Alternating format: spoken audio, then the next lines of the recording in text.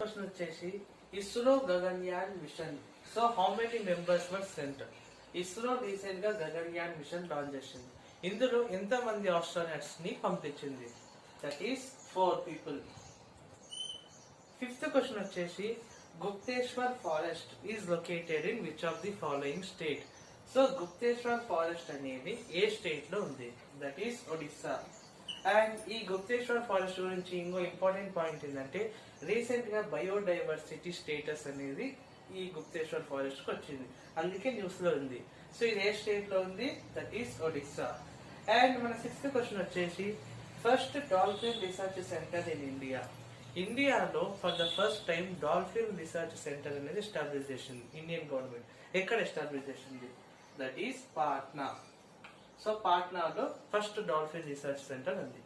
ఇప్పుడు ఈ 3 క్వశ్చన్స్ లో ఇంపార్టెంట్ క్వశ్చన్ వచ్చేసి ఇది ఇస్రో రీసెంట్ గా గగన్యాన్ మిషన్ లాంచ్ చేసింది. ఎంత మంది ఆస్ట్రోనట్స్ అనే వాళ్ళు ట్రైన్ అయ్యారు? That is 4 people. And second important question వచ్చేసి this recently Gupteshwar forest attained the biodiversity status. ఏ యొక్క పర్టికులర్ స్టేట్ లో ఇది లొకేట్ అయింది? దట్ ఈస్ ఒడిస్సాలో. So these are the 6 questions.